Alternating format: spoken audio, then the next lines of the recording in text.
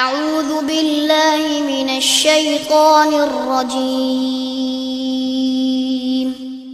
بسم الله الرحمن الرحيم رحمۃ اللہ وبرکاتہ ان الحمد للہ نحمده ونستعینه ونستغفره ونعوذ باللہ من شرور انفسنا ومن سیئات اعمالنا من يهده الله فلا مضل له ومن يضلل فلا هادي له واشهد ان لا اله الا الله وحده لا شريك له واشهد ان محمدا عبده ورسوله يا أيها الذين آمنوا اتقوا الله حق تقاته ولا تموتن إلا وأنتم مسلمون يا أيها الناس اتقوا ربكم الذي خلقكم من نفس واحدة وخلق منها زوجها وبث منهما رجالا كثيرا ونساء واتقوا الله الذي تساءلون به والأرحام إن الله كان عليكم رقيبا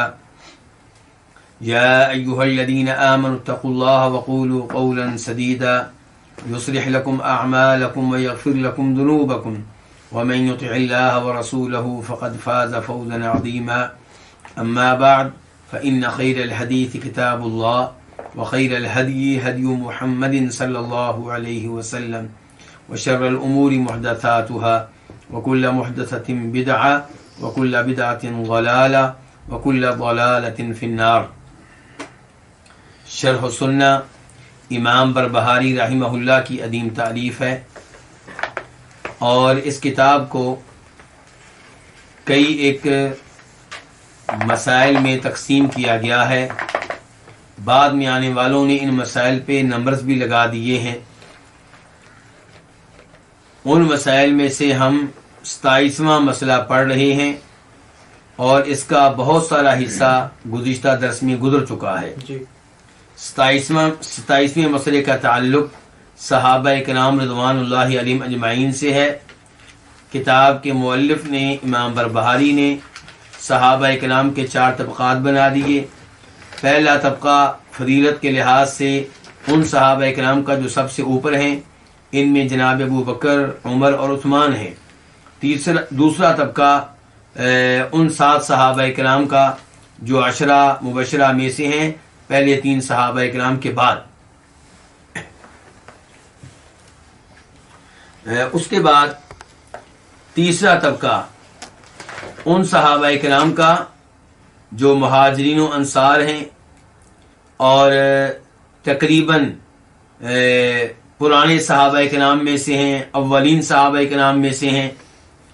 اور چوتھا طبقہ ان صحابہ کرام کا جو نبی علیہ الصلوۃ والسلام کے ساتھ بہت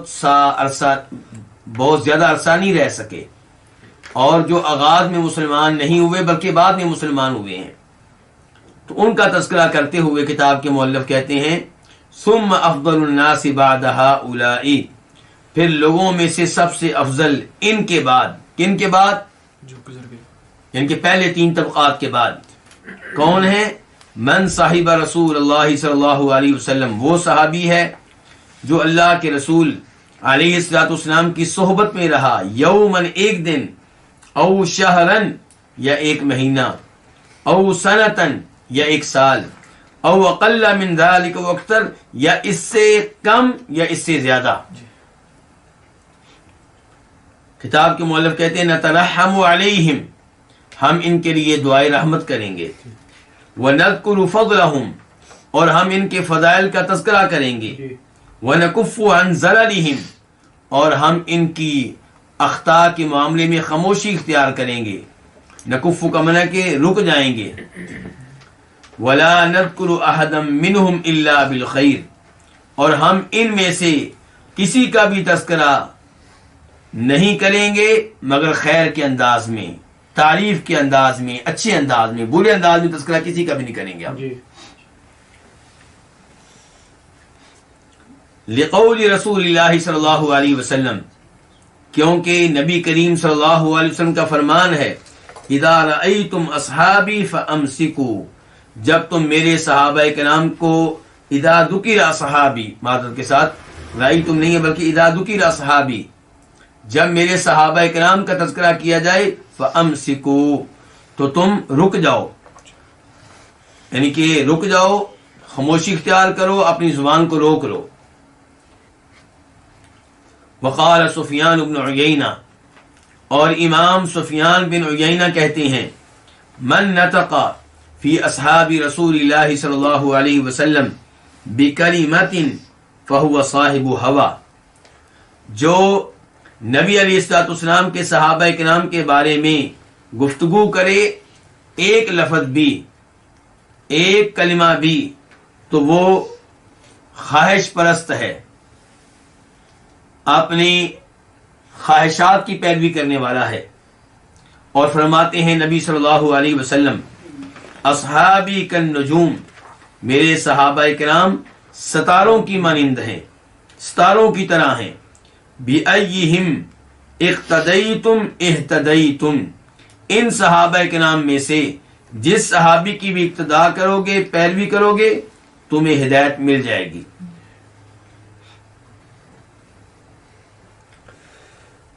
یہ تھا ترجمہ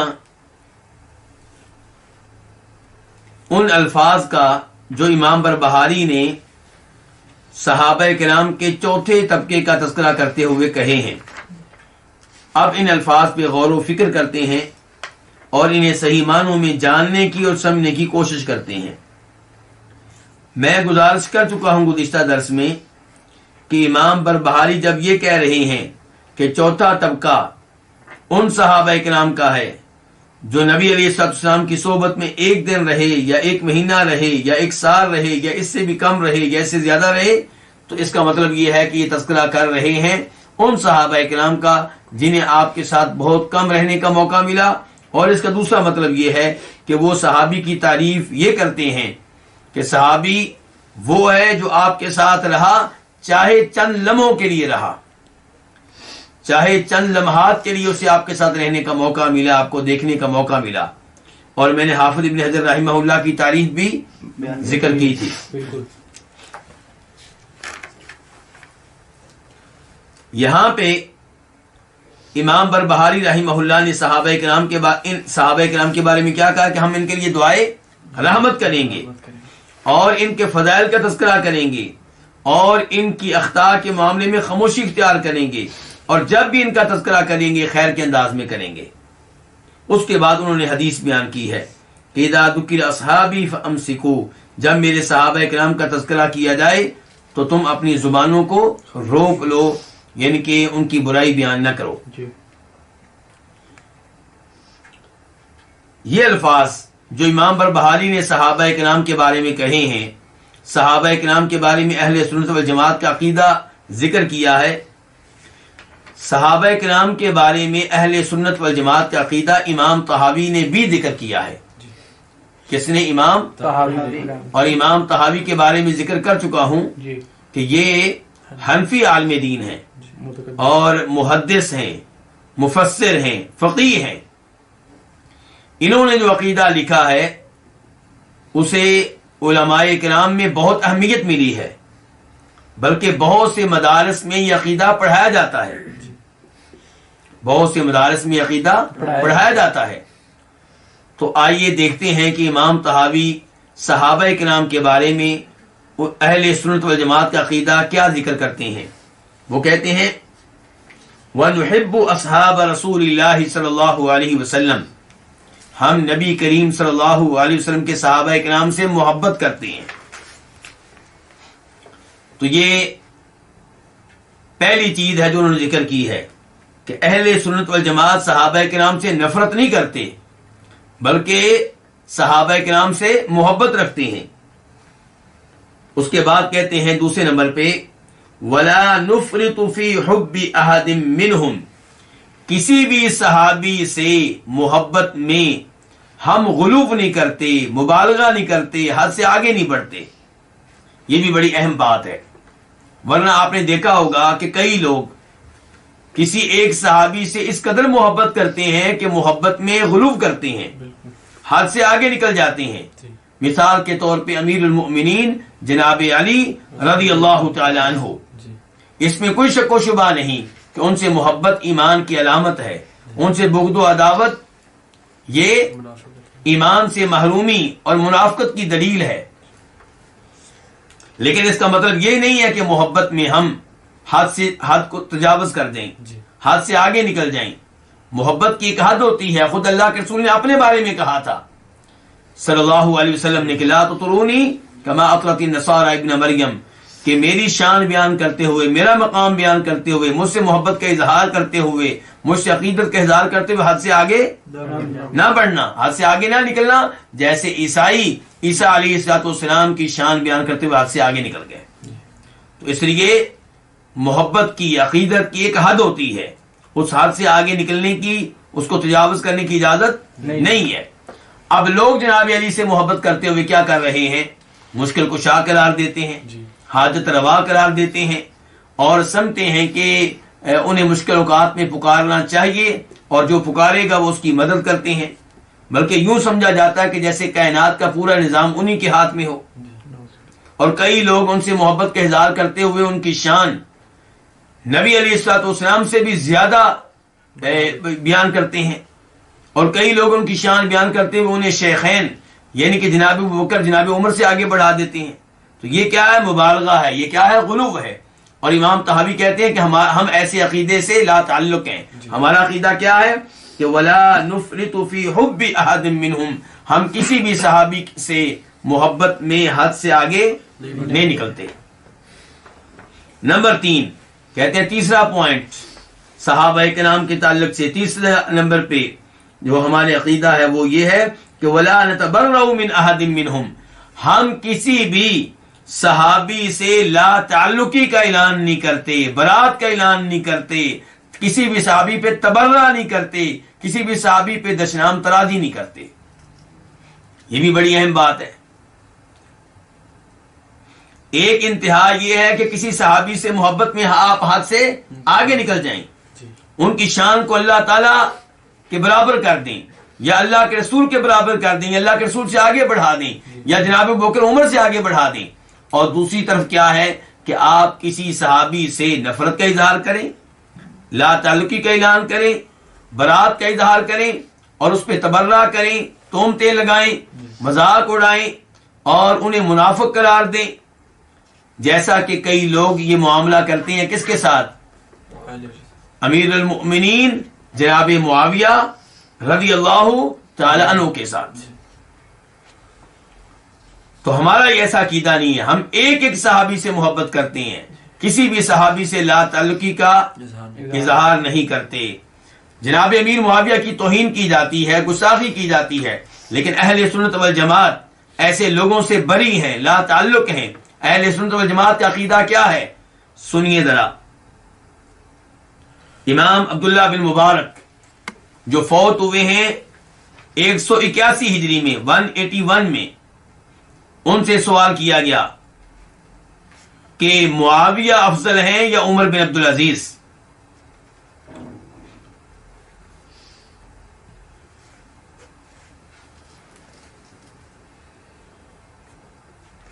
یہ سوال کیوں کیا جاتا ہے کہ معاویہ افضل ہیں یا عمر بن عبدالعزیز؟ کیونکہ عمر بن عبدالعزیز اگرچہ صحابی نہیں ہے بلکہ تابعی ہیں, لیکن ان کی شہرت بہت اچھی ہے, لوگ ان کا تذکرہ خیر کے انداز میں کرتے ہیں, جبکہ جناب امیر معاویہ کو بدنام کرنے کی کوشش کی جاتی ہے. تو اس لیے سوال پیدا ہوا, سوال کرنے والے نے سوال کیا عبداللہ بن مبارک سے, بہت بڑے امام ہیں, کہ معاویہ افضل ہے یا عمر بن عبدالعزیز؟ تو فرماتے ہیں اس کے جواب میں کہ معاویہ رضی اللہ تعالی عنہ کے ناک کے نتنوں میں نبی علیہ السلام کی صحبت میں رہتے ہوئے جو غبار داخل ہوا, جو مٹی داخل ہوئی, وہ بھی عمر بن عبدالعزیز سے افضل ہے.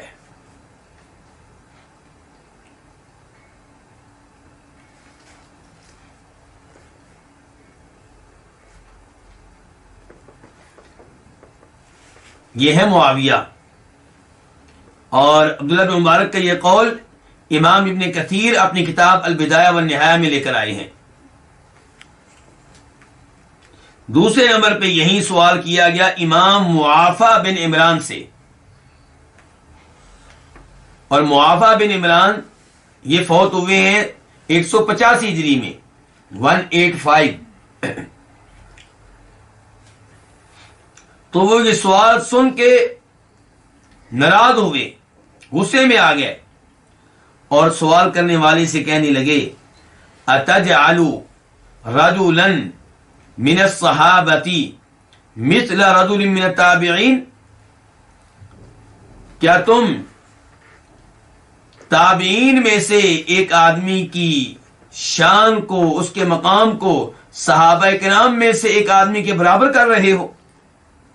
یعنی کہ عمر بن عبدالعزیز تابعی ہیں اور معاویہ صحابی ہیں، تمہاری یہ جرت کیسے ہوئی کہ تم ایک تابعی کی شان کو ایک صحابی کی شان کے برابر سمجھو؟ پھر کہنے لگے کون؟ معافی بن عمران کہنے لگے معاویۃ صاحبہ، معاویہ تو اللہ کے رسول کے صحابی ہیں، وصہرہ، اور معاویہ تو نبی علیہ الصلوۃ والسلام کے صالح ہیں،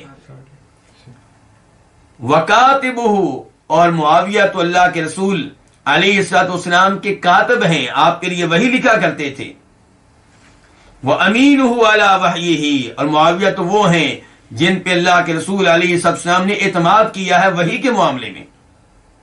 یعنی کہ یہ معاویہ عمر بن عبدالعزیز ان کے برابر کیسے ہو سکتے ہیں؟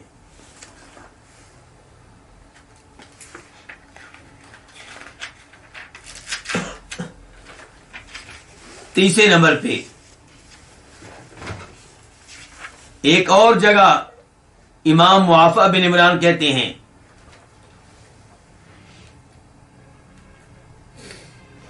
کہ معاویہ عمر بن عبدالعزیز جیسے 600 لوگوں سے افضل اور بہتر ہیں، یعنی کہ ایک طرف معاویہ ہوں اور ایک طرف عمر بن عبدالعزیز جیسے کتنے لوگ ہوں؟ 600، تو معاویہ ان 600 سے بھی افضل اور بہتر ہوں گے۔ اس کو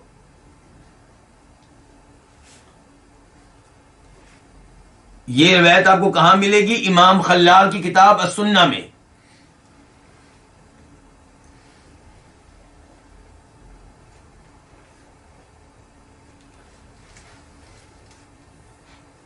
چوتھے نمبر پہ امام احمد بن حنبل،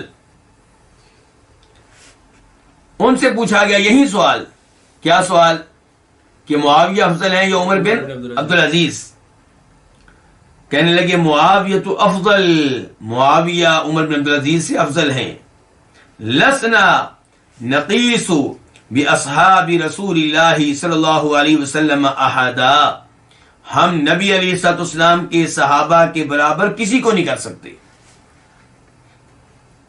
اور پھر امام احمد بن حنبل نے اپنے موقف کے حق میں دلیل پیش کی، کہنے لگے قال النبی صلی اللہ علیہ وسلم خیر الناس قرنی، اللہ کے نبی فرماتے ہیں لوگوں میں سے سب سے افضل لوگ وہ ہیں جو میرے زمانے کے ہیں، اور معاویہ اللہ کے رسول کے زمانے کے ہیں صلی اللہ علیہ وسلم۔ یہ روایت بھی آپ کو کہاں ملے گی؟ امام خلال کی کتاب السنہ میں۔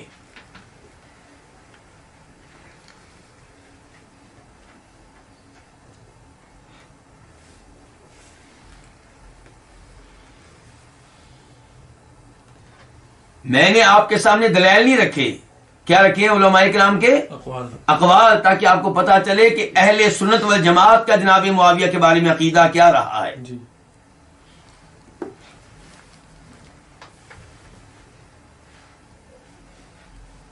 تو ہم تذکرہ کر رہے تھے کس چیز کا؟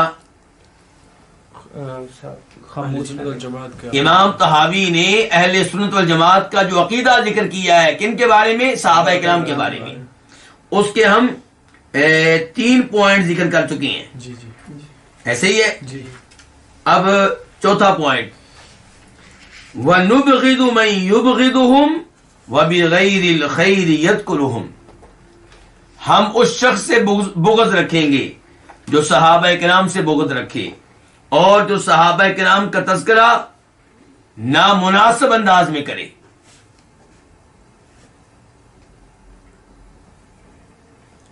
اس جملے پہ غور کیجئے. پھر اہل سنت والجماعت کا عقیدہ کیا ہے کہ ہم اس سے بغض رکھیں گے جو صحابہ کرام سے بغض رکھے، محبتیں نہیں. صحابہ کرام سے بغض رکھنے والوں سے محبتیں نہیں پالی جائیں گی. اہل سنت والجماعت کا عقیدہ یہ ہے کہ جو صحابہ کرام سے بغض رکھے ہم اس سے بغض رکھیں گے، اور اس سے بھی بغض رکھیں گے جو صحابہ کرام کا تذکرہ نامناسب انداز میں کرتا ہے. اب آپ جانتے ہیں کہ ایک گروہ ایسا ہے جو صحابہ کرام کا پیدائشی طور پہ دشمن ہے. وہ اپنے بچے کو ہوش سنبھالتے ہی صحابہ کرام کی دشمنی پلا دیتے ہیں، اس کے دل میں ڈال دیتے ہیں، اسے سبق دیتے ہیں صحابہ کرام سے دشمنی کا. ایسے لوگوں کو رافضی کہا جاتا ہے.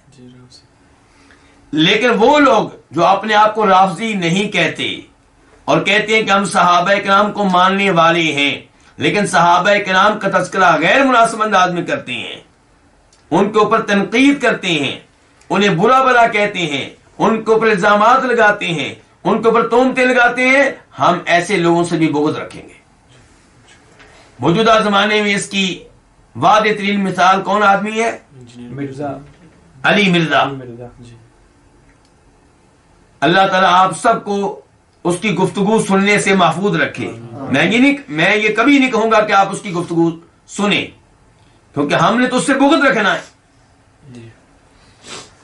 لیکن جنہوں نے سنی ہے وہ جانتے ہیں کہ وہ چند صحابہ کرام کے پیچھے پڑا ہوا ہے اور ان کی غلطیاں تلاش کرتا رہتا ہے اور غلطیوں کو بڑھا چڑھا کر پیش کرتا ہے، مرچ مسالہ لگاتا ہے، اور اس موقع پہ ایسے خوش ہو رہا ہوتا ہے کہ جیسے اس نے کسی کافر ملک کو فتح کر لیا. خصوصاً جناب امیر معاویہ، اور کبھی کبھی وہ کبار صحابہ کرام کے پیچھے بھی پڑ جاتا ہے.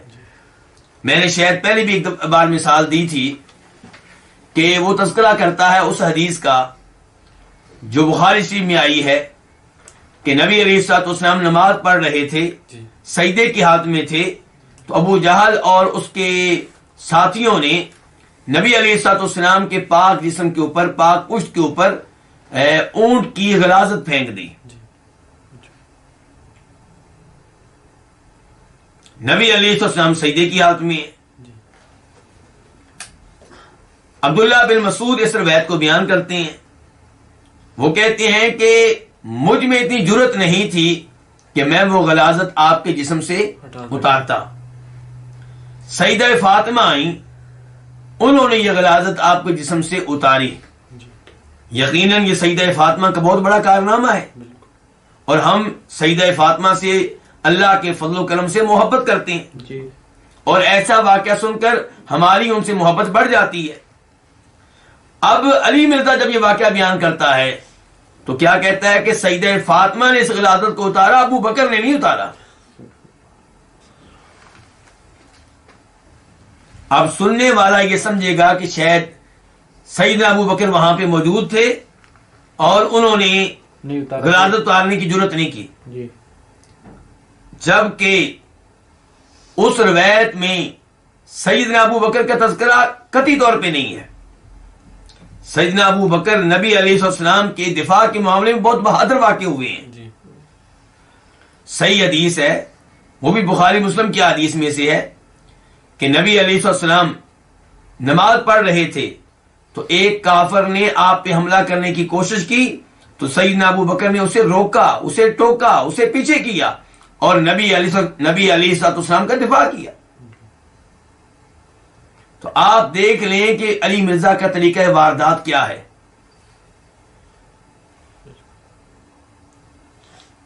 تو صحابہ کرام کی عداوت لوگوں کے دلوں میں پیدا کرتا ہے، تو ایسے لوگوں کی سے اور ان کی گفتگو سے دور رہنا ہے. اور اس سے پہلے بھی کئی ایسے سکالر گزرے ہیں جنہیں ہمارے لوگ بہت بڑا سمجھتے ہیں، بہت عظیم سمجھتے ہیں، بہت بڑا مفسر سمجھتے ہیں، لیکن انہوں نے بھی صحابہ کرام کے اوپر اسی انداز میں تنقید کی ہے، انہیں برا بھلا کہا ہے، تو ایسے لوگوں سے دور رہا جائے گا۔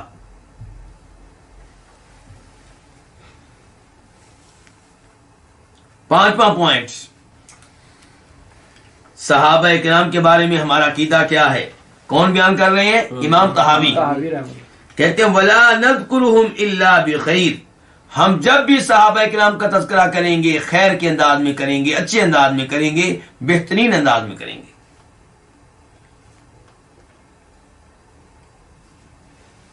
6 نمبر پہ کہتے ہیں وَحُبُّهُمْ دِينٌ وَإِيمَانٌ وَإِحْسَانٌ، صحابہ کرام سے محبت دین ہے۔ صحابہ کرام سے محبت کیا ہے؟ دین ہے، ایمان ہے اور احسان ہے۔ تو جیسے جیسے صحابہ کرام سے آپ کی محبت بڑھے گی آپ کا ایمان بڑھے گا۔ 7 نمبر پہ کہتے ہیں وَبُغْضُهُمْ كُفْرٌ وَنِفَاقٌ وَطُغْيَانٌ، اور صحابہ کرام سے بغض و عداوت یہ کفر ہے، یہ منافقت ہے، یہ سرکشی ہے۔ تو یہ ہے عقیدہ اہل سنت والجماعت کا، کن کے تعلق سے؟ صحابہ کرام کے تعلق سے۔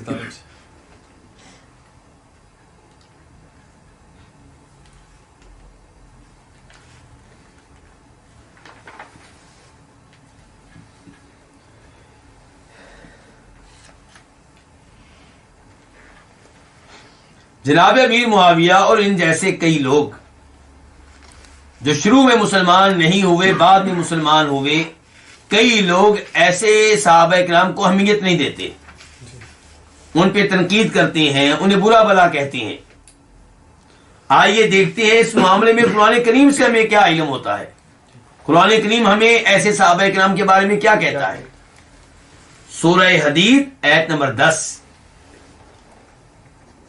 اللہ رب العزت ارشاد فرماتے ہیں لا يستوی منکم من انفق من قبل الفتح وقاتل، کہ تم میں سے وہ لوگ جو فتح مکہ سے پہلے اللہ کی راہ میں مال خرچ کرتے رہے اور فتح مکہ سے پہلے اللہ کی راہ میں لڑائیاں لڑتے رہے، جہاد کرتے رہے، یہ اور وہ برابر نہیں ہو سکتے جنہوں نے خیر کے یہ کام مکہ فتح ہونے کے بعد کیے۔ اللہ تعالیٰ کہہ رہے ہیں دونوں گروہ برابر نہیں ہیں۔ اس آیت میں فتح کا لفظ بولا گیا، فتح مکہ نہیں کہا گیا، فتح کہا گیا، فتح جی۔ تو فتح سے مراد کون سی فتح ہے؟ ایک قول یہ ہے کہ اس سے مراد فتح مکہ ہے، دوسرا قول یہ ہے کہ اس سے مراد صلح حدیبیہ ہے۔ صلح حدیبیہ کب ہوئی ہے؟ سن 6 ہجری میں، اور مکہ کب فتح ہوا ہے؟ سن 8 ہجری میں۔ تو اس ایسے پتہ چلا کہ صحابہ کرام میں سے وہ لوگ جو فتح سے پہلے مسلمان ہوئے، ایمان لائے، نمازیں پڑھتے رہے، ان مشکل حالات میں اللہ کی راہ میں خرچ کرتے رہے، ان مشکل حالات میں لڑائیاں لڑتے رہے، ان کا درجہ ان سے بلند ہے جو صحابہ کرام بعد میں مسلمان ہوئے اور بعد میں جہاد کرتے رہے اور بعد میں اللہ کی راہ میں مال خرچ کرتے رہے۔ تو قرآن کیا کہہ رہا ہے؟ دونوں ایک جیسے نہیں ہیں، لیکن قرآن دوسرے گروہ کی توہین نہیں کر رہا، ان کو برا بلا نہیں کہہ رہا، ان کا مذاق نہیں اڑا رہا، ان پہ تنقید نہیں کر رہا، بس یہ بیان کیا جا رہا ہے کہ پہلے صحابہ کرام یقیناً بعد والوں سے کیا ہیں؟ افضل ہیں، بہتر ہیں، بہت آگے ہیں، اور اس میں کوئی شک و شبہ نہیں ہے، ہمارا ایمان ہے اس پہ۔ تو جناب امیر معاویہ سے جناب علی افضل ہیں، جناب عثمان افضل ہیں، جناب ابو بکر افضل ہیں، جناب عمر افضل ہیں، عشرہ مبشرہ افضل ہیں، بدری صحابہ کرام افضل ہیں، اس میں کس کو شک و شبہ ہو سکتا ہے؟ ہم جناب امیر معاویہ کے بارے میں یہ نہیں کہتے کہ آپ انہیں پرانے صحابہ کرام سے افضل قرار دیں، بس یہ کہتے ہیں کہ انہیں صحابی سمجھیں اور جو عزت اسلام نے کسی صحابی کو دی ہے وہ جناب امیر معاویہ کو بھی دیں۔ اللہ تعالیٰ فرماتے ہیں اس آیت میں آگے اولئک اعظم درجۃ من الذین انفقوا من بعد وقاتلوا، یہ صحابہ کرام جو فتح سے پہلے مسلمان ہوئے، فتح سے پہلے اللہ کی راہ میں خرچ کرتے رہے، فتح سے پہلے اللہ کی راہ میں لڑتے رہے، یہ درجے کے لحاظ سے، شان کے لحاظ سے، مقام کے لحاظ سے ان سے کہیں افضل ہیں جو بعد میں خرچ کرتے رہے، جو بعد میں لڑتے رہے، بعد میں جہاد کرتے رہے۔ لیکن اللہ نے ساتھ ہی خبردار کر دیا، اللہ تعالیٰ عالم الغیب ہے، اللہ جانتے ہیں کہ بعد میں کیسے کیسے لوگ آنے والے تھے۔ اللہ نے کہہ دیا وَكُلًّا وَعَدَ اللَّهُ الْحُسْنَىٰ، وَكُلًّا کیا مطلب کلن کا؟ دونوں گروہ کے لیے، ہر ایک سے، ہر ایک سے، چاہے کوئی صحابی پہلے گروہ سے تعلق رکھتا ہو یا دوسرے گروہ سے تعلق رکھتا ہو، اللہ نے ہر صحابی سے وعدہ کر رکھا الحسنہ، کس کا؟ جنت کا۔ یہ جنتی گروہ ہے، آپ ان کے اوپر تنقید کرتے ہیں، آپ ان کا مذاق اڑاتے ہیں۔ اللہ نے بعد میں کیا خبردار کیا؟ واللہ بما تعملون خبیر، جو تم اعمال کر رہے ہو اللہ ان سے باخبر ہے، اللہ کے علم میں ہے تمہاری یہ حرکتیں۔ تو اس ایسے سے پتا چلا کہ ہر صحابی عظیم ہے جی، عظمت کے لحاظ سے ان میں آپس میں فرق ہے، لیکن ہمارے لحاظ سے ہر صحابی کیا ہے؟ برابر، عظیم ہے۔ عظیم جی۔ دوسرے نمبر پہ ایک حدیث پیش کرنا چاہوں گا جسے امام بخاری اور مسلم دونوں روایت کرتے ہیں۔ مسلم میں اس کا نمبر ہے 2541 2541 اور بخاری میں اس کا نمبر ہے 3673 3673۔ اور جو الفاظ میں ذکر کروں گا یہ مسلم شریف کے ہوں گے۔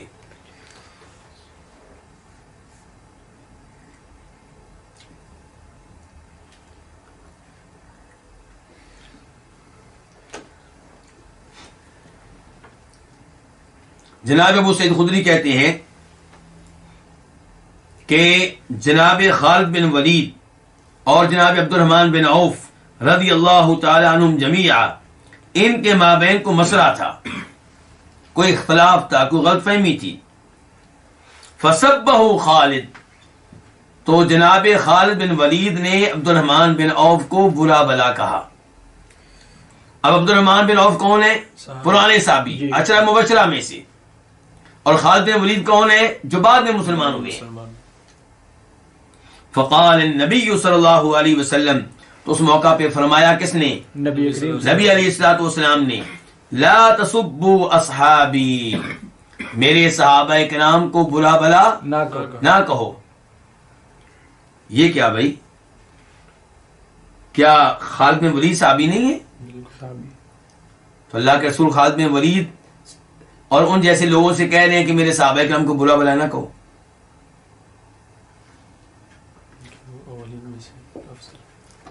یہ اہم پوائنٹ ہے، اس کو یاد رکھیے گا۔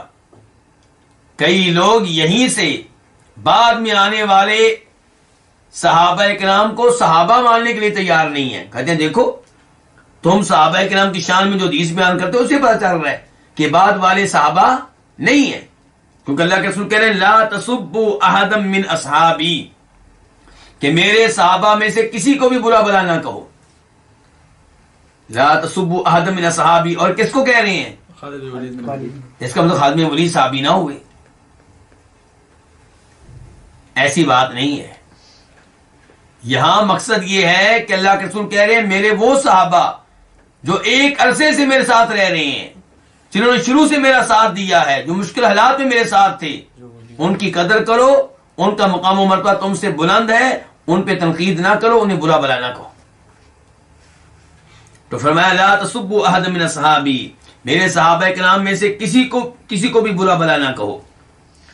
فإن أحدكم، کیونکہ تم میں سے کوئی لو انفق مثل احد ذهبا، اگر تم میں سے کوئی احد پہاڑ جتنا سونا خرچ کرے اللہ کی راہ میں، ما ادرک مد احدهم ولا نصیفا، اور میرے ان صحابہ کرام نے جن پہ تم تنقید کر رہے ہو، اگر کسی نے اللہ کی راہ میں آدھا کلو گندم دی ہے، آدھا کلو کھجوریں دی ہیں، یا اس سے بھی کم دی ہیں، ایک پاؤ دی ہیں، تمہارا احد پہاڑ کے برابر دیا ہوا گولڈ ایک طرف، اور میرے کسی صحابی کا اللہ کی راہ میں دیا ہوا ایک پاؤ گندم کا یا کھجوروں کا ایک طرف، میرے صحابی کا یہ دیا ہوا صدقہ تمہارے صدقے سے زیادہ بلند و بالا ہے، عظمت والا ہے، شان والا اللہ رب العزت کے ہاں۔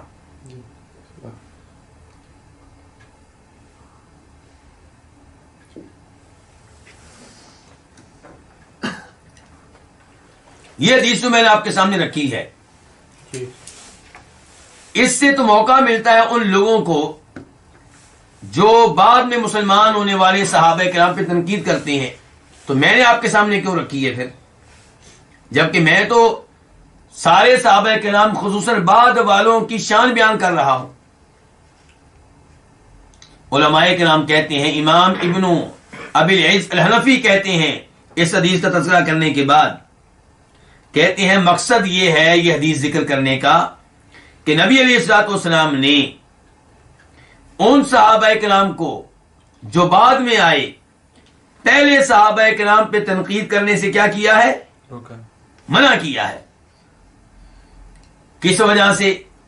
کیونکہ پرانے صحابہ کرام صحبت میں، اللہ کے رسول کے ساتھ رہنے میں، آپ کی معیت میں ہونے کے لحاظ سے بعد میں مسلمان ہونے والے صحابہ کرام سے کیا ہے؟ آگے ہے۔ صحبت اتنا بڑا اعزاز ہے، اللہ کے رسول کی معیت میں رہنا اتنا بڑا اعزاز ہے کہ وہ صحابہ کرام جن کو زیادہ موقع ملا آپ کی صحبت میں رہنے کا، وہ ان سے افضل ٹھہرے جنہیں کم موقع ملا۔ تو جب صحابی کو صحابی پہ تنقید کرنے کی اجازت نہیں ہے، کس وجہ سے؟ کہ وہ صحابی ہے۔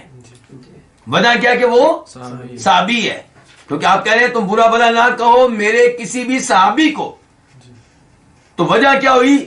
صحابی ہونا۔ وجہ کیا ہوئی؟ صحابی ہونا۔ تو جب ایک صحابی کو پرانے صحابہ کرام پہ تنقید کرنے کی، برا بلا کہنے کی اجازت نہیں ہے، تو عام آدمی کو کسی بھی صحابی پہ تنقید کرنے کی، برا بلا کہنے کی اجازت کیسے ہو سکتی ہے؟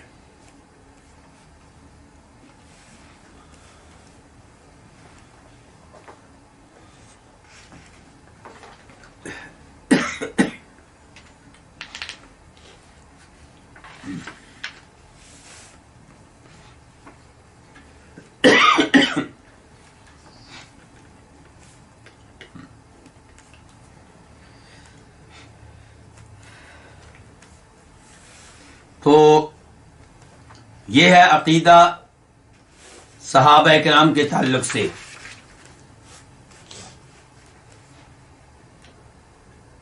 یہ عقیدہ ذکر کرتے ہوئے امام بربہاری نے سفیان بن عیینہ، ایک بڑے امام ہیں، 198 ہجری میں فوت ہوئے ہیں، بہت بڑے محدث ہیں، بخاری مسلم ان کی بیان کردہ احادیث سے بری پڑی ہیں۔ یہ کہتے ہیں من نطق فی اصحاب رسول اللہ صلی اللہ علیہ وسلم بکلمۃ فہو صاحب ہوا، جو صحابہ کرام کے بارے میں گفتگو کرے، جملے کا انداز بتا رہا ہے کہ غلط قسم کی گفتگو، تنقید پہ مبنی گفتگو، تو جو صحابہ کرام کے بارے میں گفتگو کرے بکلمۃ، ایک کلمہ بھی، ایک لفظ بھی، فہو صاحب ہوا، وہ کون ہے؟ اپنی خواہشات کی پیروی کرنے والا ہے، اپنی خواہشات کی پوجا کرنے والا، ان کے دین پہ چلنے والا نہیں ہے، قرآن و حدیث پہ چلنے والا نہیں ہے۔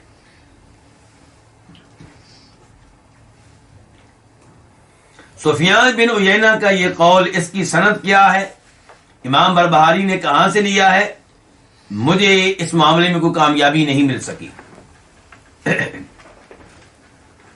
لیکن میں یہاں پہ ایک دو قول اور ذکر کر دوں گا۔ پہلے نمبر پہ قول ہے جناب عبداللہ بن عمر کا۔ عبداللہ بن عمر کا یہ قول روایت کرتے ہیں امام احمد اپنی کتاب فضائل الصحابہ میں۔ کس میں؟ فضائل الصحابہ میں، اور وہاں پہ اس کا نمبر ہے 20۔ عبداللہ بن عمر کہتے ہیں لا تسبوا اصحاب محمد، نبی علیہ الصلوۃ والسلام کے صحابہ کرام کو برا بلا نہ کہو، ان پہ تنقید نہ کرو۔ فلا مقام احدہم ساعۃ خیر من عبادت احدکم 40 سنہ.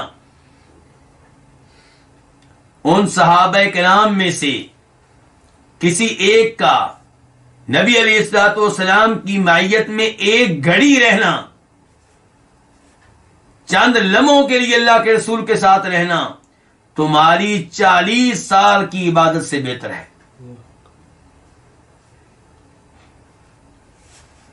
سمجھے ہیں صحابہ کرام کا مقام؟ جی. صحابی نبی علیہ الصلوۃ والسلام کے ساتھ رہا ایمان کی حالت میں چند لمحے، چند گھڑیاں،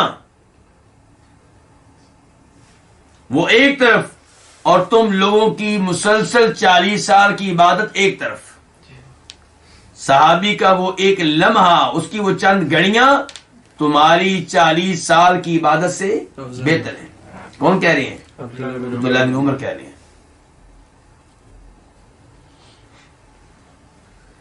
اور امام ابو زرع رازی کہتے ہیں، ان کا یہ قول امام ابن عساکر اپنی کتاب تاریخ دمشق میں لے کر آئے ہیں.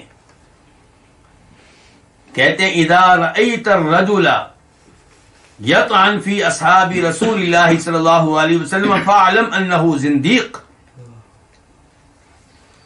جب تم کسی آدمی کو نبی علیہ الصلوۃ والسلام کے صحابہ کرام پہ تنقید کرتے ہوئے دیکھو تو جان لو کہ وہ زندیق ہے. جان لو کہ وہ کیا ہے؟ زندیق ہے. کیوں زندیق کا بھی اتنا بڑا فتویٰ کیوں؟ کہا اس لیے کہ قرآن ہم سب کے نزدیک کیا ہے؟ برحق ہے. وذالک ان القرآن عندنا حق. قرآن ہم سب کے نزدیک کیا ہے؟ حق. برحق ہے، جی. شک و شبہ سے بالا تر ہے. وسنت عندنا حق. اور سنت نبی علیہ الصلوۃ والسلام کی حدیث بھی ہمارے نزدیک کیا ہے؟ برحق ہے. جی. وَإِنَّمَا نَقَلَ لَنَا الْقُرْآنُ وَالسُّنَنُ وَإِنَّمَا نَقَلَ لَنَا الْقُرْآنَ وَالسُّنَنَ أَصْحَابُ محمد صلی اللہ علیہ وسلم. قرآن و سنت جو ہمارے نزدیک برحق ہیں، جن پہ ہم ایمان رکھتے ہیں، انہیں ہم تک پہنچانے والے کون ہیں؟ صحابہ کرام. احادیث ہم تک کن کے ذریعے پہنچی؟ صحابہ کرام کے ذریعے. قرآن ہم تک کن کے ذریعے پہنچا؟ صحابہ کرام کے ذریعے. یہ کون کہہ رہے ہیں؟ امام ابو زرع رازی. بہت بڑے امام ہیں، بہت بڑے محدث ہیں. کہتے ہیں وَهَؤُلَاءِ يُرِيدُونَ أَن يَجْرَحُوا شُهُودَنَا. صحابہ کرام پہ تنقید کرنے والے، انہیں برا بلا کہنے والے، ان پہ جرح کرنے والے ہمارے ان گواہوں کو مشکوک بنانا چاہتے ہیں. ہمارے ان راویوں کو مشکوک بنانا چاہتے ہیں. جن کے ذریعے قرآن پہنچا، جن کے ذریعے حدیث پہنچی، ان کو مشکوک بنانا چاہتے ہیں. کیوں؟ لِيُبْطِلُوا الْكِتَابَ وَالسُّنَّةَ. تاکہ کتاب و سنت کو باطل قرار دے سکیں، غلط قرار دے سکیں. کیونکہ جب راوی کتاب و سنت کو نقل کرنے والے مشکوک ہو جائیں گے تو کتاب و سنت سے بھی اعتماد اٹھ جائے گا. امام زرع رازی کہتے ہیں وَالْجَرْحُ بِهِمْ أَوْلَى وَهُمْ زَنَادِقَةٌ. جرح، تنقید، تان صحابہ کرام پہ نہیں ہونا چاہیے، ان ظالموں پہ ہونا چاہیے جو صحابہ کرام پہ تنقید کرتے ہیں، اور یہ سب زندیق ہیں.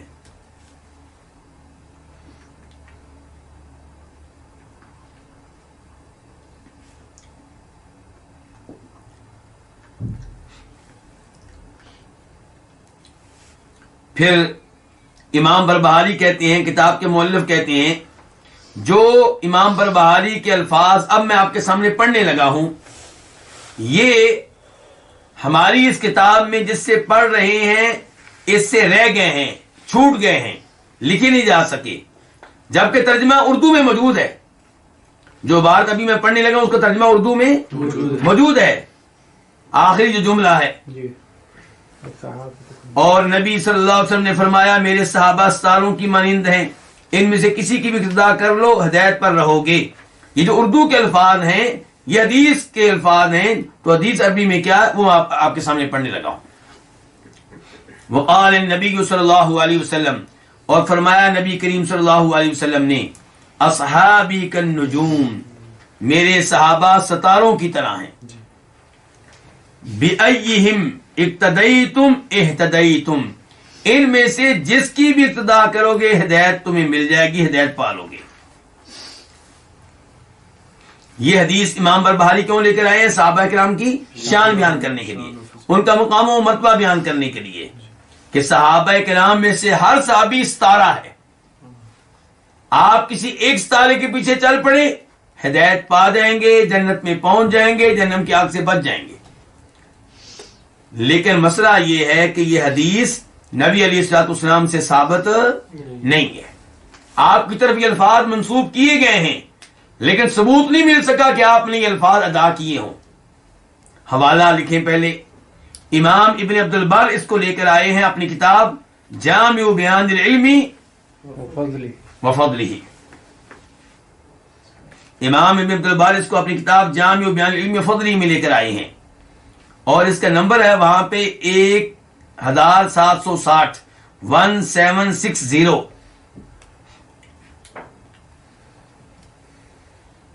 اور امام ابن عبد البر اس کو لانے کے بعد خود ہی کہتے ہیں ھذا اسناد لا تقوم به حجہ، کہ یہ حدیث جس سند کے ذریعے آئی ہے وہ اس قابل نہیں ہے کہ جس کے اوپر اعتماد کیا جا سکے۔ ابن عبد البر خود ہی بتانا چاہ رہے ہیں کہ یہ الفاظ ثابت نہیں ہے نبی علیہ الصلوۃ والسلام سے۔ اور امام ابن حزم کہتے ہیں ھذہ روایت ساقطہ، یہ روایت اس قابل نہیں ہے کہ اس کی طرف دیکھا جائے، التفات کیا جائے، اس کو اہمیت دی جائے۔ اور شیخ البانی رحمہ اللہ اس روایت کو لے کر آئے ہیں اپنی کتاب السلسلہ الضعیفہ میں، وہ کتاب جو انہوں نے خاص کی ہے من گڑت اور ضعیف روایات کے لیے، وہاں اس کو لے کر آئے ہیں، اور وہاں پہ اس کا نمبر ہے 58 اور کہا ہے کہ موضوع، شیخ البانی کیا کہتے ہیں کہ یہ کیا ہے؟ موضوع ہے، وضع کردہ ہے، خود ساختہ ہے، گڑی گئی ہے، اللہ کے رسول کے الفاظ نہیں ہیں۔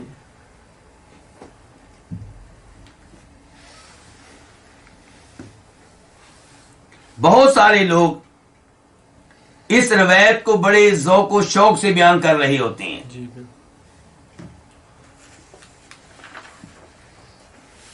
اور وہ سمجھتے ہیں کہ شاید ایسی روایت بیان کر کے ہم دین کی اور صحابہ کرام کی خدمت کر رہے ہیں،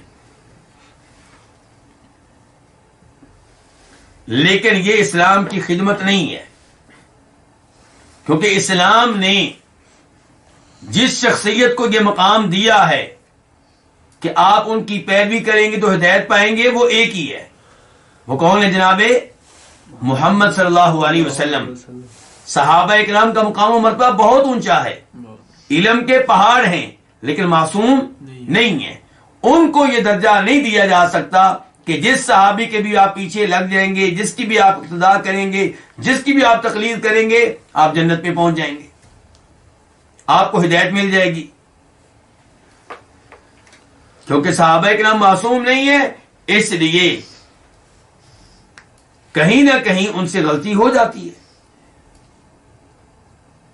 اگرچہ یہ غلطیاں ایسی نہیں ہیں کہ جن کی وجہ سے ان کے مقام و مرتبے میں کوئی کمی آئے، ان کے کارنامے اتنے زیادہ ہیں، ان کی عبادات اتنی زیادہ ہیں، ان کی تلاوتیں اتنی ہیں، ان کے اذکار اتنے ہیں، ان کا علم اتنا ہے کہ یہ چند اخطاء ان کے مقام و مرتبہ پہ اثر انداز نہیں ہوتی۔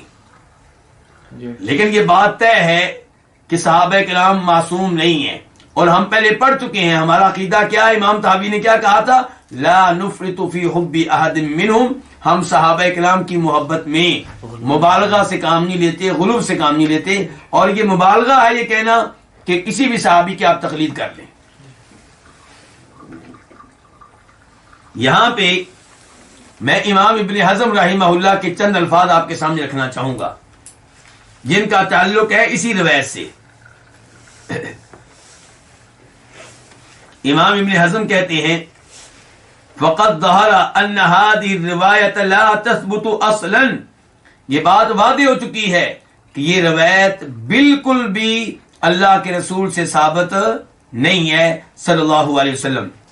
بل لا شک انها مکذوبہ، بلکہ اس بارے میں کوئی شک و شبہ نہیں ہے کہ یہ جھوٹی روایت ہے، خود ساختہ روایت ہے.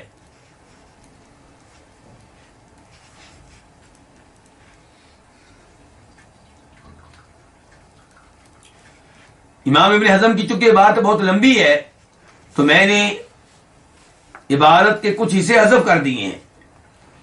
تو آگے چل کے وہ کہتے ہیں وَقَدْ نَهَا تَعَالَى عَنِ التَّفَرُّقِ وَالِاخْتِلَافِ بِقَوْلِهِ وَلَا تَنَازَعُوا، اللہ رب العزت نے قرآن حکیم میں وَلَا تَنَازَعُوا کہہ کر اختلاف سے، فرقہ واریت سے، باہمی تقسیم سے روکا ہے، منع کیا ہے. اللہ تعالیٰ کہتے ہیں وَلَا تَنَازَعُوا، ایک دوسرے سے اختلاف نہ کرو، جھگڑا نہ کرو. کہتے ہیں فَمِنَ الْمُحَالِ أَن يَأْمُرَ رَسُولَهُ بِاتِّبَاعِ كُلِّ قَائِلٍ مِّنَ الصَّحَابَةِ، تو یہ ناممکن ہے کہ وہ اللہ جو حکم دے رہا ہے کہ آپس میں اختلافات میں واقع نہیں ہونا، وہ اللہ تعالیٰ اپنے رسول کو یہ حکم دے کہ صحابہ کرام میں سے کسی بھی صحابی کی پیروی کی جا سکتی ہے، یہ ناممکن ہے. کیسے؟ کہتے اس لیے کہ وَفِيهِم مَّن يُحَلِّلُ الشَّيْءَ وَغَيْرُهُ يُحَرِّمُ، صحابہ کرام میں ایسا صحابی بھی آپ کو ملے گا جو ایک چیز کو حلال قرار دے رہا ہوگا، دوسرا صحابی اس کو حرام قرار دے رہا ہوگا. اب یہاں پہ کیسے کہا جا سکتا ہے کہ آپ کو آزادی ہے، چاہے اس صحابی کے پیچھے لگ جائیں، چاہے اس صحابی کے پیچھے لگ جائیں. ایک صحابی کہہ رہا ہے چیز حلال ہے، دوسرا کہہ رہا ہے حرام ہے. شریعت آپ کو اجازت کیسے دے سکتی ہے کہ آپ اس معاملے میں کسی بھی صحابی کے قول کو لے لیں؟ کیونکہ شریعت کے نزدیک وہ چیز یا حلال ہوگی یا حرام ہوگی، تو شریعت آپ سے مطالبہ کرے گی وہ قول لیں جو درست ہے. شریعت آپ کو اس بات کی اجازت نہیں دے سکتی کہ آپ ان دونوں میں سے جس کے پیچھے چاہیں لگ جائیں.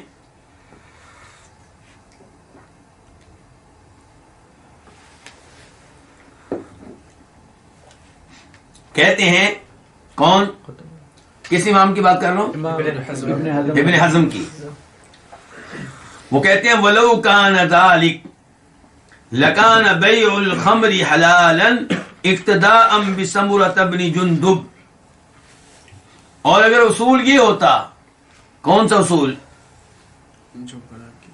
کہ جس صحابی کی پیروی کریں گے وہ ٹھیک رہے گا، نجات مل جائے گی آپ کو، آپ راہ راست پہ ہوں گے، کوئی بھی صحابی پکڑ لیں. کہتے ہیں اگر یہ بات ہوگی، یہ اصول ہوگا، تو پھر شراب کو بیچنا حلال ٹھہرے گا. شراب کو بیچنا حلال ٹھہرے گا. کیوں؟ کیونکہ جناب سمرہ بن جندب رضی اللہ تعالیٰ عنہ نے شراب بیچی تھی. اور یہ روایت کہاں پہ آئی ہے؟ یہ روایت، اس کا نمبر میں نے نوٹ کیا، یہ بخاری شریف میں آئی ہے،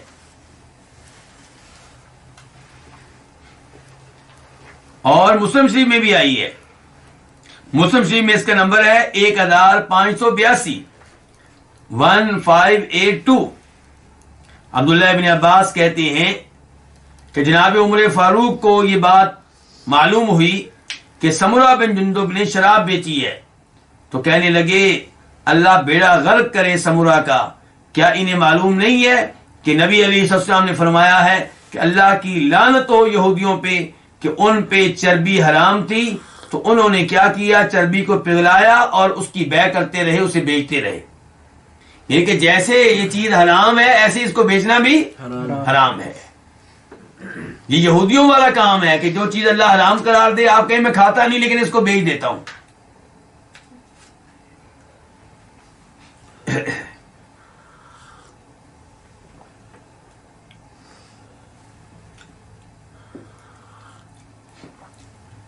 تو لگتا ہی ہے کہ سمرہ بن جندب کو یہ مسئلہ معلوم نہیں تھا کہ جو چیز حرام ہوتی ہے اس کی بیع بھی حرام ہوتی ہے. تو ان کے پاس جو شراب پڑی تھی انہوں نے بیچ ڈالی. کہا گیا ہے کہ یہ شراب ان کے پاس جزیے کے طور پہ آئی تھی، ٹیکس کے طور پہ آئی تھی. تو بہرحال جیسے بھی آئی انہوں نے بیچا ہے اس کو.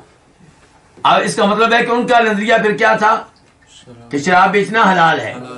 اب اگر ہم یہ کہیں کہ کسی بھی صحابی کی آپ تقلید کریں، اقتداء کریں تو ٹھیک رہے گا، تو سمرہ بن جندب کی اقتداء کرنے کے لحاظ سے شراب کیا ہو جائے گی؟ حلال ہو جائے گی. اس کے بعد کہتے ہیں کون؟ امام ابن حزم. وَلَكَانَ أَكْلُ الْبَرَدِ لِلصَّائِمِ حَلَالًا اقتداءً بِأَبِي طلحہ. اگر اصول یہ ہے کہ کسی بھی صحابی کی تقلید کریں، اسلام آپ کو اس کی اجازت دیتا ہے، تو پھر آپ کو یہ ماننا پڑے گا کہ روزے دار روزے کی حالت میں اولے کھا لے تو ٹھیک ہے، روزے پہ فرق نہیں پڑے گا. کیا کھا لے؟ اولے سمجھتے ہیں نا آپ لوگ؟ جی. کیوں جی؟ کہتے ہیں اس لیے کہ ابو طلحہ نے روزے کے دوران اولے کھائے ہیں. یہ کہاں پہ آیا ہے؟ یہ مسند احمد کی روایت ہے. نمبر ہے اس کا 13971، 13971. جناب انس بن مالک کہتے ہیں کہ بارش برسی تو اس میں اولے بھی تھے. ابو طلحہ روزے کی حالت میں تھے تو وہ اولے کھانے لگے. تو ان سے کہا کہ اتاکلوا وانت صائم، آپ روزے کی حالت میں اولے کھا رہے ہیں؟ تو انہوں نے کہا بھائی یہ اللہ کی طرف سے نازل شدہ برکت ہے. تو اس کا مطلب ہے کہ وہ ان کا خیال یہ تھا کہ اولے جو ہیں یہ کھانے میں کوئی مسئلہ نہیں ہے. تو اگر آپ یہ اصول رکھتے ہیں کہ کسی بھی صحابی کی تقلید کی جا سکتی ہے، تو پھر آپ کو ماننا پڑے گا کہ روزے کی حالت میں اولے کھانے کیا ہے؟ جائز ہے. اس کے بعد کہتے ہیں کون؟ امام ابن حزم. وَلَكَانَ تَرْكُ الْغُسْلِ مِنَ الْإِكْسَالِ وَاجِبًا اقْتِدَاءً بِعَلِيٍّ وَعُثْمَانَ وَطَلْحَةَ وَأَبِي أَيُّوبَ وَأُبَيِّ بْنِ كَعْبٍ وَحَرَامًا اقْتِدَاءً بِعَائِشَةَ وَابْنِ عُمَرَ. اگر آپ کے ہاں اصول یہ ہے کہ کسی بھی صحابی کی تقلید کی جا سکتی ہے، تو پھر آپ کو یہ بھی ماننا پڑے گا کہ اگر کوئی آدمی اپنی وائف سے جمع کرتا ہے، میاں بیوی والا تعلق قائم کرتا ہے، لیکن اس کا پانی خارج نہیں ہوتا، تو اس پہ غسل نہیں ہے، اس پہ غسل واجب نہیں، حالانکہ وہ پورا تعلق قائم کر چکا ہے، بس یہ ہے کہ اس کا پانی خارج نہیں ہوا. کیوں جی؟ کیونکہ یہ فتویٰ تھا کس کا؟ جناب علی کا، جناب عثمان کا، طلحہ کا، اور یہ تینوں کن میں سے ہیں؟ عشرہ مبشرہ میں سے. اور یہ فتویٰ تھا ابو ایوب انصاری کا، ابی بن کعب کا. دوسری جانب ام المومنین عائشہ کا فتویٰ یہ تھا کہ ایسی شکل میں غسل واجب ہے. اب آپ یہ کہیں کہ کسی بھی صحابی کی تقلید کی جا سکتی ہے، وہ ان کی بھی جو کہیں کہ غسل واجب ہے اور ان کی بھی جو کہیں غسل واجب نہیں ہے، تو بڑی عجیب بات ہوگی.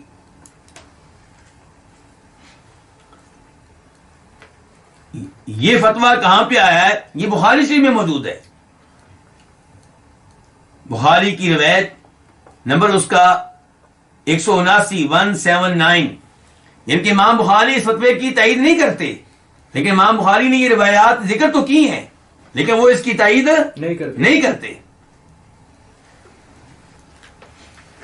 زید بن خالد سے روایت ہے کہ انہ سأل عثمان، کہ انہوں نے جناب عثمان بن عفان سے سوال کیا، ارأیت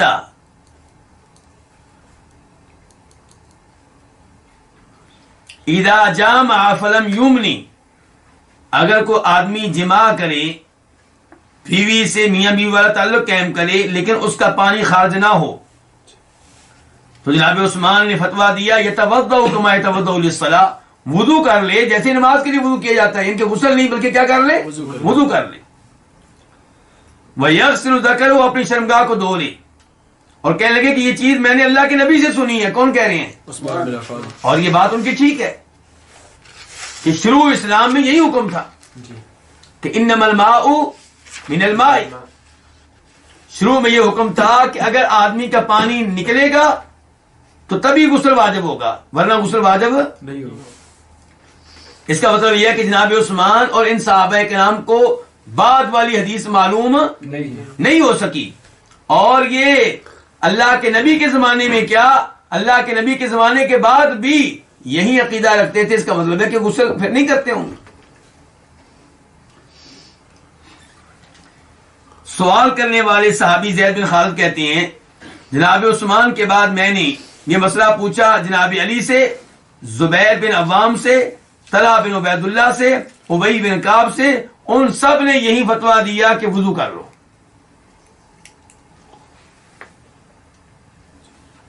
دوسری جانب سیدہ عائشہ ہیں. جی سیدہ عائشہ کا فتویٰ آپ کو ملے گا مسلم شریف میں, نمبر ہے 350 350. نبی علیہ السلام کے پاس ایک آدمی آیا یہی مسئلہ پوچھنے کے لیے کہ اگر کوئی آدمی اپنی بیوی سے تعلق قائم کرے اور اس کا پانی نہ نکلے, پانی خارج نہ ہو, تو آپ نے کہا کہ انی لافعل ذلک انا وہذہ ثم نغتسل, کہ میں اور میری بیوی ایسا کرتے ہیں اور ہم پھر بعد میں کیا کرتے ہیں, غسل کرتے ہیں.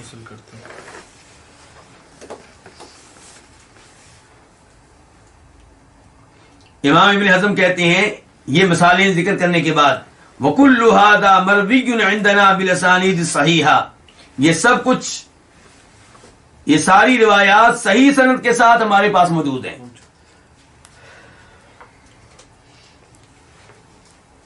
ایسی مثالیں ذکر کرنے کے بعد آخر میں کہتے ہیں فَكَيْفَ يَجُوزُ تَقْلِيدُ قَوْمٍ فَكَيْفَ يَجُوزُ تَقْلِيدُ قَوْمٍ يُخْطِئُونَ وَيُصِيبُونَ,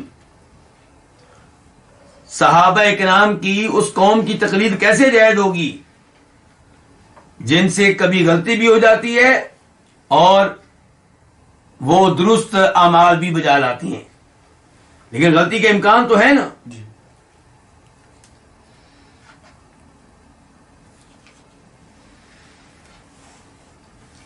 ایک اور مقام پہ کہتے ہیں کون, امام ابن حزم, اور ان کی یہ گفتگو ہم ان کی کون سی کتاب سے لی گئی یہ گفتگو, الاحکام فی اصول الاحکام, الاحکام فی اصول الاحکام. کہتے ہیں وقد غلط قوم, کچھ لوگوں کو غلطی لگی ہے, فقالوا, چنانچہ انہوں نے کہا الاختلاف رحمہ, کہ اگر امت میں اختلاف پیدا ہوتا ہے تو اختلاف کیا ہے, رحمت ہے. حالانکہ قرآن و حدیث میں کہا گیا کہ اختلاف نہ کرو, اختلافات سے بچو, لیکن کئی لوگ یہ عقیدہ رکھتے ہیں کہ اختلاف کیا ہے, رحمت ہے. کہاں سے انہوں نے عقیدہ لیا؟ امام ابن حزم کہتے ہیں واحتجوا بما روی عن النبی صلی اللہ علیہ وسلم اصحابی کالنجوم بأیہم اقتدیتم اہتدیتم. ان لوگوں نے اس مسئلے میں دلیل بنایا ہے اس روایت کو جسے اللہ کے رسول کی طرف منسوب کیا گیا ہے کہ میرے صحابہ کرام ستاروں کی مانند ہیں, جس کی بھی اقتدا کرو گے ہدایت پاؤ گے. امام ابن حزم کہتے ہیں روایت ذکر کرنے کے بعد وَهَذَا الْحَدِيثُ بَاطِلٌ مَكْذُوبٌ مِن تَوْلِيدِ أَهْلِ الْفِسْقِ, یہ حدیث باطل ہے, جھوٹی ہے, اور یہ فاسق اور فاجر لوگوں کی پیداوار ہے.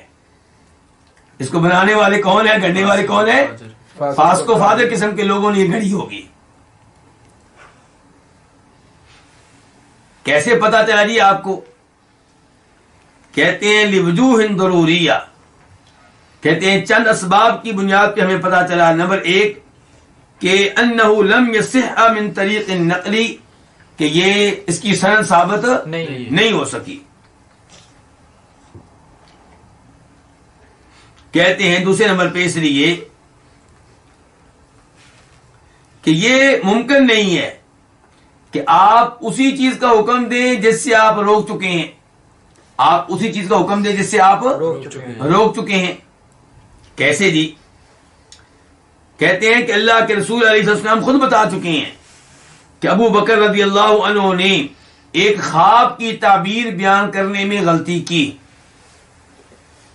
یہ روایت بخاری کی ہے، نمبر ہے 7046 7046. نبی علیہ السلام سے کسی نے خواب پوچھا، ابو بکر صدیق سن رہے تھے تو کہنے لگے اللہ کے رسول مجھے اجازت دیں میں اس کی تعبیر بیان کروں.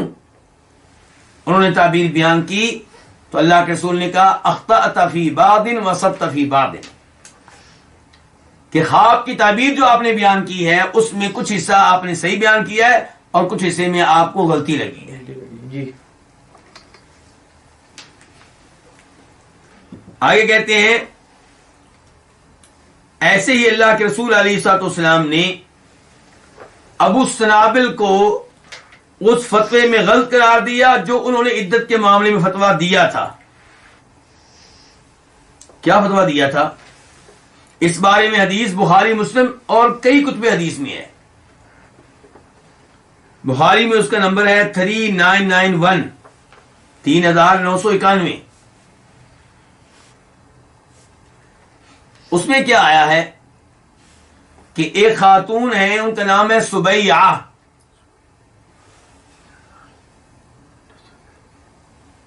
وہ حالت حمل میں تھیں کہ ان کے شوہر فوت ہو گئے. شوہر کے فوت ہونے کے تقریباً 40 دن کے بعد وہ پاک صاف ہو گئی. 40 دن کے بعد ان کے بچہ پیدا ہو گیا. کیا ہو گیا؟ بچہ پیدا ہو گیا. اور بچہ پیدا ہوتے ہی عدت ختم ہو گئی. خاوند فوت ہو جائے تو عورت کی عدت کیا ہوتی ہے؟ 4 مہینے 10 دن. سورہ بقرہ میں آیا ہے. لیکن اگر وہ حمل کی حالت میں ہے تو پھر اس کی مدت جو ہے، عدت جو ہے وہ 4 مہینے 10 دن نہیں ہے بلکہ ولادت کا ہونا ہے. جب ولادت ہو جائے گی تب عدت ختم ہوگی، چاہے ولادت خان کے فوت ہونے کے 1 دن بعد ہو جائے، چاہے اس کے اوپر 9 مہینے لگ جائیں. تو ان کی ہاں ولادت ہوگی خان کے فوت ہونے کے 40 دن کے بعد.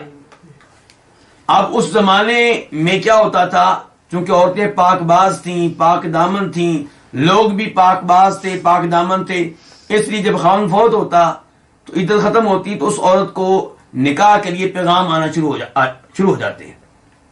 تو ان کو یہ 40 دنوں کے بعد تیار رہنے لگی، خوبصورت کپڑے پہننے لگی، جسم کا اہتمام کرنے لگی. تو ابو سنابل کو پتا چلا یہ صحابی ہیں تو انہوں نے ان پہ تنقید کی، کہا تمہاری عدت 4 مہینے 10 دن ہے.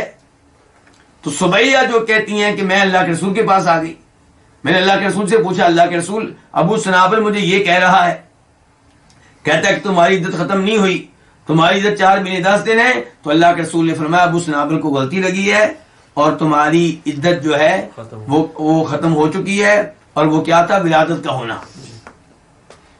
تو اب اللہ کے رسول علیہ الصلوۃ والسلام ان صحابہ کرام کے فتاوی کو غلط قرار دے رہی ہیں.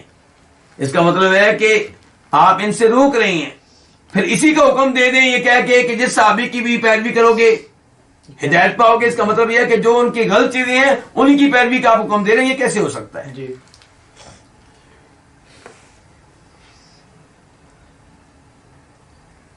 تو خلاصہ کلام یہ ہے کہ یہ روایت جو ہمارے معاشرے میں بہت مشہور ہو گئی ہے یہ ثابت نہیں ہے، نہ سند کے لحاظ سے اور نہ معنی مفہوم کے لحاظ سے. شریعت نے صرف نبی علیہ السلام کو یہ حق دیا ہے کہ آپ کی پیروی کی جائے، آپ کی اقتداء کی جائے. دیگر جو لوگ ہیں صحابہ کرام، تابعین، تبع تابعین، 4 امام، یہ علم کے پہاڑ ہیں، عام طور پہ درست فتویٰ دیتے ہیں لیکن ان سے کبھی کبھی غلطی ہوتی ہے اور ہو سکتی ہے. اس لیے آنکھیں بند کر کے ان کی بات نہیں مانی جا سکتی، ان کی وہی باتیں مانی جائیں گی جو شریعت کے خلاف نہ ہوں. تو یہ ہے عقیدہ کن کے بارے میں؟ صحابہ کرام کے بارے میں. تو آج کے جو درس تھا اس میں امام برواری نے جو کہا ہے وہ آخر میں پھر سن لیں. چوتھے طبقے کا تذکرہ کرتے ہوئے کہہ رہے ہیں ثم افضل الناس بعد هؤلاء، پھر لوگوں میں سے سب سے افضل ان کے بعد، کن کے بعد؟ صحابہ کرام کے پہلے 3 طبقات کے بعد. کون ہے؟ من صاحب رسول اللہ، وہ صحابی ہیں جو اللہ کے رسول علیہ السلام کی صحبت میں رہے 1 دن، او شہرن یا 1 مہینہ، او سنتن یا 1 سال، او اقل من ذلك اکثر، یا اس سے کم یا اس سے زیادہ. نترحم علیہم، ہم ان کے لیے دعائے رحمت کریں گے. ونذکر فضلہم، اور ان کے فضائل کا تذکرہ کریں گے. ونکف عن ضررہم، اور ان کی اخطاء بیان کرنے سے اجتناب کریں گے. ولا نذکر احدا منہم الا بالخیر، ہم ان میں سے کسی کا بھی تذکرہ نہیں کریں گے مگر خیر کے انداز میں. یعنی کہ جب بھی تذکرہ ان میں سے کسی کا کریں گے کس انداز میں کریں گے؟ خیر کے انداز میں. کیونکہ اللہ کے رسول صلی اللہ علیہ وسلم کا فرمان ہے اذا رأیتم اصحابی فامسکوا، جب تم میرے صحابہ کرام کو دیکھو فامسکوا، تو خاموش رک جاؤ. یعنی کہ تنقید ان کے اوپر نہ کرو، ان کو برا بلا نہ کہو. اور سفیان بھی یہ نہ کہتے ہیں من نطق فی اصحابی رسول اللہ صلی اللہ علیہ وسلم بکلمۃ فهو صاحب ہوا، جو نبی علیہ السلام کے صحابہ کرام کے بارے میں گفتگو کرے ایک کلمہ بھی، تو وہ کیا ہے؟ اپنے نفس کی خواہشات کی پیروی کرنے والا ہے، یعنی کہ دین پہ چلنے والا نہیں ہے، شریعت پہ چلنے والا نہیں ہے. اور فرماتے ہیں نبی علیہ السلام اصحابی کالنجوم، میرے صحابہ کرام ستاروں کی مانند ہیں، جس کی بھی ابتدا کرو گے ہدایت پاؤ گے. اور اس روایت کے بارے میں وعدے کر چکا ہوں کہ یہ من گھڑت ہے، انتہائی ضعیف ہے، اللہ کے رسول سے ثابت نہیں ہے. اللہ رب العزت سے دعا ہے کہ اللہ تعالی ہمیں صحیح عقائد سمجھنے کی، اختیار کرنے کی اور ان پہ عمل پیدا ہونے کی توفیق بخشے. وآخر دعوانا الحمدللہ رب العالمین. جزاکم اللہ.